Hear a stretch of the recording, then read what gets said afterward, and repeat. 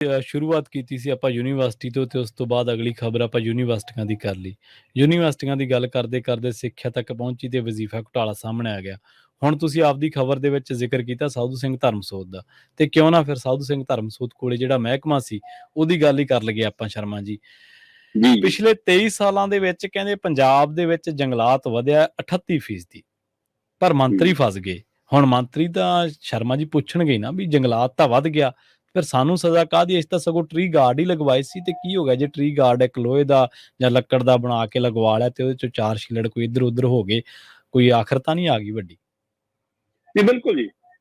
ਇੱਥੇ ਪੰਜਾਬ ਦੇ ਵਿੱਚ ਪਿਛਲੀਆਂ ਸਰਕਾਰਾਂ ਦੇ ਸਮੇਂ ਇਹ ਅੰਕੜੇ ਪਹਿਲਾਂ ਵੀ ਸਾਹਮਣੇ ਆਉਂਦੇ ਰਹੇ ਨੇ ਕਿ ਹਾਂ ਜੰਗਲਾਤ ਦਾ ਏਰੀਆ ਵੱਧ ਰਿਹਾ ਜੀ, ਹੈ ਨਾ, ਪਰ ਦੁਨੀਆ ਭਰ ਦੇ ਜਾਂ ਦੇਸ਼ ਭਰ ਦੀ ਮੁਕਾਬਲੇ ਕਿੰਨਾ ਵੱਧ ਰਿਹਾ ਇਹ ਆਪਣੇ ਆਪ ਸਵਾਲ ਹੈ। ਹਾਂਜੀ ਬੇਸ਼ੱਕ ਪਿਛਲੇ 23 ਸਾਲਾਂ 'ਚ 37.63% ਇਜ਼ਾਫਾ ਹੋਇਆ ਪੰਜਾਬ ਦੇ ਗ੍ਰੀਨ ਖੇਤਰ ਦਾ, ਪਰ ਜਿਹੜੀਆਂ ਸਰਕਾਰੀ ਅੰਕੜੇ ਹੁੰਦੇ ਨੇ ਪ੍ਰਵੀਨ ਜੀ, ਉਹ ਜੰਗਲਾਤ ਵਾਲੇ ਅੰਕੜੇ ਹੋਰ ਹੋਣੇ ਚਾਹੀਦੇ ਨੇ, ਤੇ ਹਰੇ ਖੇਤਰ ਦੇ ਅੰਕੜੇ ਹੋਰ ਹੋਣੇ ਚਾਹੀਦੇ ਨੇ।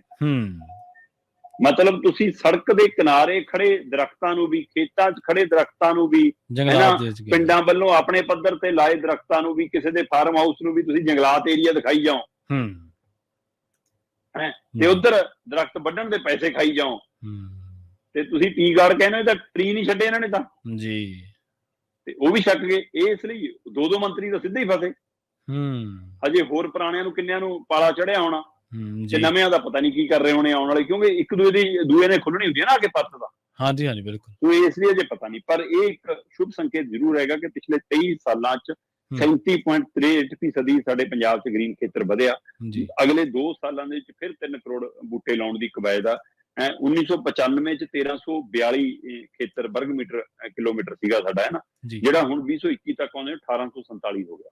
ਤੋ ਚੰਗਾ ਵਾਧਾ ਉਹਦੇ ਵਿੱਚ, ਇਹਦੇ ਵਿੱਚ ਕੋਈ ਦੋ ਰਾਏ ਨਹੀਂ ਗੀ। ਜੇਕਰ ਮੈਂ ਜ਼ਿਲ੍ਹਾ ਵਾਈਜ਼ ਗੱਲ ਕਰਾਂ ਤਾਂ ਸਭ ਤੋਂ ਵੱਧ ਜੇਕਰ ਰਕਬਾ ਕਿਸੇ ਦਾ ਜੰਗਲਾਤ ਏਰੀਆ ਥੱਲੇ ਆਉਂਦਾ ਤਾਂ ਹੁਸ਼ਿਆਰਪੁਰ ਹੈ, 717 ਮਤਲਬ ਕਿ ਇਹ ਉਹਨਾਂ ਦਾ ਏਰੀਆ ਆਉਂਦਾ ਜਿਹੜਾ ਵਰਗ ਕਿਲੋਮੀਟਰ, 717 ਸਭ ਤੋਂ ਵੱਧ ਹੁਸ਼ਿਆਰਪੁਰ ਹੈ। ਉਹ ਤੋਂ ਬਾਅਦ ਰੋਪੜ ਜ਼ਿਲ੍ਹਾ ਆਉਂਦਾ ਜਿਹਦਾ 260 ਦੇ ਕਰੀਬ ਹੈ। ਉਹ ਤੋਂ ਬਾਅਦ ਫਿਰ ਗੁਰਦਾਸਪੁਰ ਹੈ 210, ਫਿਰ ਮੋਹਾਲੀ 140, ਤੇ ਫਿਰ ਨਵਾਂਸ਼ਹਿਰ 125।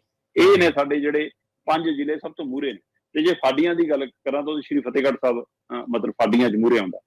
ਫਤਿਹਗੜ੍ਹ ਸਾਹਿਬ ਵਿਖੇ ਸਿਰਫ 3.37 ਵਰਗ ਕਿਲੋਮੀਟਰ ਏਰੀਆ ਇਹ ਜੰਗਲਾਤ ਦੇ ਥੱਲੇ।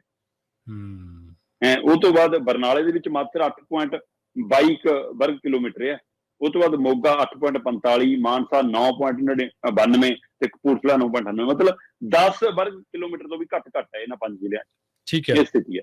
ਪਰ ਇਹਦੇ ਬੜਾ ਸਵਾਲ ਇਹ ਹੈ ਕਿ ਪਿਛਲੀਆਂ ਸਰਕਾਰਾਂ ਦੇ ਸਮੇਂ ਵੀ ਫੋਟੋਆਂ ਲੱਗਦੀਆਂ ਸੀ ਬੂਟੇ ਲੱਗਣ ਦੀਆਂ, ਹੁਣ ਉਹਦੇ ਨਾਲੋਂ ਥੋੜ੍ਹੀਆਂ ਜਿਹੀਆਂ ਵੱਧ ਪ੍ਰਚਾਰ ਵਾਲੀਆਂ ਲੱਗਣਗੀਆਂ, ਕਿਉਂਕਿ ਹੁਣ ਵਾਲਿਆਂ ਨੂੰ ਪ੍ਰਚਾਰ ਕਰਨਾ ਉਹਨਾਂ ਨੂੰ ਵਧੀਆ ਆਉਂਦਾ, ਇਸ਼ਤਿਹਾਰ ਵਧੀਆ ਦੇਣੇ ਆਉਂਦੇ ਨੇ। ਪਰ ਇਹ ਸੱਚਾਈ ਹੈ ਕਿ ਪੰਜਾਬ ਦੇ ਲੋਕ ਪਹਿਲਾਂ ਨਾਲੋਂ ਜਾਗਰੂਕ ਹੋਏ ਨੇ, ਸਰਕਾਰਾਂ ਨਹੀਂ। ਜੀ ਬੂਟੇ ਲਾਉਣ ਦੀ ਕਵਾਇਦ ਪਿੰਡਾਂ ਦੀਆਂ ਸ਼ਾਮਲਾਟ ਜ਼ਮੀਨਾਂ 'ਚ, ਸ਼ਮਸ਼ਾਨ ਘਾਟਾਂ 'ਚ, ਮੰਦਿਰਾਂ ਗੁਰਦੁਆਰਿਆਂ ਦੀਆਂ ਥਾਵਾਂ ਦੇ ਉੱਤੇ ਜਿਹੜੇ ਬੈੱਡ ਬਣਾ ਕੇ, ਹੈ ਨਾ, ਨੌਜਵਾਨ ਕਲੱਬਾਂ ਨੇ, ਪੰਚਾਇਤਾਂ ਨੇ, ਧੀਆਂ ਪੁੱਤਰਾਂ ਨੇ ਮਿਲ ਕੇ ਛੋਟੇ ਜੰਗਲ ਖੜੇ ਕੀਤੇ ਨੇ, ਛੋਟੇ ਪਿੰਡ 'ਚ ਬਾਗ ਲਾਏ ਨੇ, ਹੈ ਨਾ, ਪੁਰਾਣੇ ਰਵਾਇਤੀ ਸਾਡੇ ਦਰਖਤਾਂ ਨੂੰ ਬਹਾਲ ਕੀਤਾ। ਸੋ ਇਹ ਕਵਾਇਦ ਪੰਜਾਬ ਨੂੰ ਸਿਹਰਾ ਜਾਂਦਾ। ਇਹਦਾ ਸਿਹਰਾ ਰਾਜਨੀਤਿਕ ਧਿਰਾਂ ਲੀਡਰ ਬਣਨ ਦੀ ਕੋਸ਼ਿਸ਼ ਨਾ ਕਰਨ। ਉਹ ਤਾਂ ਬੂਟੇ ਵੀ ਨਹੀਂ ਚੱਜ ਨਾਲ ਉਪਲਬਧ ਕਰਾ ਪਾਉਂਦੇ ਸੀ, ਕਈਆਂ ਥਾਵਾਂ ਤਾਂ ਮੁੱਲ ਖਰੀਦਣੇ ਪਏ ਨੇ ਅਗਲਿਆਂ ਨੂੰ। ਸੋ ਇਸ ਲਈ ਵੈਸੇ ਐਕਟੀ ਸਰਕਾਰ ਨੇ ਲਿਫਾਫੇ ਬਣਾਉਣ ਦੀ ਫੈਕਟਰੀ ਵੀ ਆਪਣੀ ਆਪ ਲਵਾ ਲਈ, ਯੂਨਿਟ ਆਪਣਾ ਆਪ ਲਵਾ ਲਿਆ ਮਾਨ ਸਰਕਾਰ ਉਹਨਾਂ ਨੇ। ਹੁਣ ਇਹ ਪਤਾ ਨਹੀਂ ਬਾਅਦ ਚੋਂ ਕਿਸੇ ਦਾ ਕਿਹਦਾ ਹਿੱਸਾ ਨਾ ਨਿਕਲ ਜਵੇ, ਟੈਲਾਂ ਵਾਲਿਆ ਮੰਗ ਹੈ ਨਾ।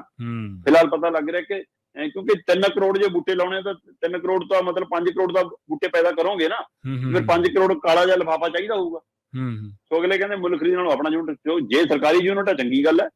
ਤੇ ਹੋਰ ਜਿਹੜੇ ਵੇਚਦੇ ਨੇ ਬੂਟੇ ਲਾ ਕੇ, ਕਿਆਰੀਆਂ ਬਣਾ ਕੇ ਤਿਆਰ ਕਰਕੇ, ਉਹਨਾਂ ਤੱਕ ਵੀ ਨਰਸਰੀਆਂ ਨੂੰ ਉਹਨਾਂ ਨੂੰ ਵੀ ਪਹੁੰਚਦੇ ਕਰੋ ਸੰਗਾਂ ਤੇ, ਇਹ ਚੰਗੀ ਗੱਲ ਹੈ। ਪਰ ਜੇ ਕੱਲ ਨੂੰ ਇਹਦੇ ਵਿੱਚ ਵੀ ਘਪਲਾ ਨਿਕਲਿਆ ਕਿ ਕਾਲੇ ਲਿਫਾਫੇ ਕਿਤੇ ਕਾਲਾ ਕੰਮ ਨਿਕਲ ਜਵੇ, ਵੱਖਰਾ ਸਵਾਲ ਹੈ। ਪਰ ਫਿਲਹਾਲ ਪੰਜਾਬ ਦੇ ਵਿੱਚ ਗ੍ਰੀਨ ਖੇਤਰ ਵੱਧ ਰਿਹਾ, ਇਹ ਚੰਗੀ ਕਵਾਇਦ ਹੈ। ਹਾਂਜੀ ਬਿਲਕੁਲ। ਇਹ ਜਿਵੇਂ ਤੁਸੀਂ ਜ਼ਿਕਰ ਕੀਤਾ ਨਾ ਕਲੱਬਾਂ ਦਾ, ਜਥੇਬੰਦੀਆਂ ਦਾ, ਪਿੰਡ ਪੱਧਰ ਤੇ ਜਾਗਰੂਕਤਾ ਦਾ, ਪਿੰਡ ਦੇ ਮੁੰਡਿਆਂ ਦਾ, ਨੌਜਵਾਨਾਂ ਦਾ, ਧੀਆਂ ਦਾ, ਬਜ਼ੁਰਗਾਂ ਦਾ, ਸਭ ਦਾ ਹੀ ਯੋਗਦਾਨ ਹੈ। ਸਾਂਝੀਆਂ ਥਾਵਾਂ ਤੇ ਖੈਰ ਪਿਛਲੇ ਕਾਫੀ ਸਮੇਂ ਤੋਂ ਲੋਕਾਂ ਦੇ ਵਿੱਚ ਜਾਗਰੂਕਤਾ ਆਈ ਹੈ। ਸੜਕਾਂ ਦੇ ਕਿਨਾਰਿਆਂ ਤੇ, ਨਹਿਰਾਂ, ਸੂਇਆਂ, ਕੱਸੀਆਂ, ਖਾਲਿਆਂ ਤੇ ਲੋਕਾਂ ਨੇ ਦਰਖਤ ਲਾਏ ਨੇ।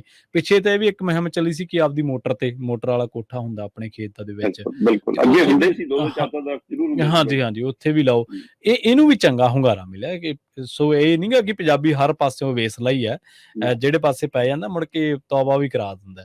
ਪਰ ਇੱਕ ਗੱਲ ਇਹ ਵੀ ਹੈ ਸ਼ਰਮਾ ਜੀ ਕਿ ਇਸੇ ਦੇ ਵਿੱਚੋਂ ਗੱਲ ਨਿਕਲ ਗਈ ਹੈ, ਸਰਕਾਰ ਦਾ ਆਪਦਾ ਇੱਕ ਬਾਗਬਾਨੀ ਮਹਿਕਮਾ ਹੈ, ਬਕਾਇਦਾ ਉਹਦੀਆਂ ਨਰਸਰੀਆਂ ਬਣੀਆਂ ਹੋਈਆਂ ਜਿਹੜੀਆਂ ਕਿ ਐਕਟਿਵ ਨੇ, ਸਰਗਰਮ ਨੇ। ਸਾਡੇ ਜ਼ਿਲ੍ਹੇ ਦੇ ਵਿੱਚ ਕਈ ਵਾਰੀ ਮੌਕਾ ਮਿਲਿਆ ਉਹਨਾਂ ਨਰਸਰੀਆਂ ਦੇ ਵਿੱਚ ਜਾਣ ਦਾ, ਔਰ ਉੱਥੇ ਅਮਲੇ ਨੂੰ ਸਲਾਮ ਹੈ ਇਸ ਮਾਮਲੇ ਦੇ ਵਿੱਚ। ਉਹ ਚੰਗੀ ਪਨੀਰੀ ਲਾਉਂਦੇ ਨੇ, ਚੰਗੀਆਂ ਟਾਹਲੀਆਂ, ਨਿੰਮਾਂ, ਕਿੱਕਰਾਂ, ਬੇਰੀਆਂ, ਅਮਰੂਦ, ਨਿੰਮ, ਜਾਮਣ, ਬੋੜ, ਸਾਰਾ ਕੁਛ ਹੀ ਲਾਉਂਦੇ ਨੇ ਉਹ। ਸੋ ਇੱਕ ਵਧੀਆ ਉਪਰਾਲਾ, ਪਰ ਜਿਵੇਂ ਤੁਸੀਂ ਕਿਹਾ ਕਿ ਇਹ ਸਿਹਰਾ ਸਿਆਸੀ ਜਮਾਤ ਦਾ ਨਹੀਂ, ਇਹ ਲੋਕਾਂ ਦਾ ਸਿਹਰਾ ਹੈ ਜੀ। ਤੇ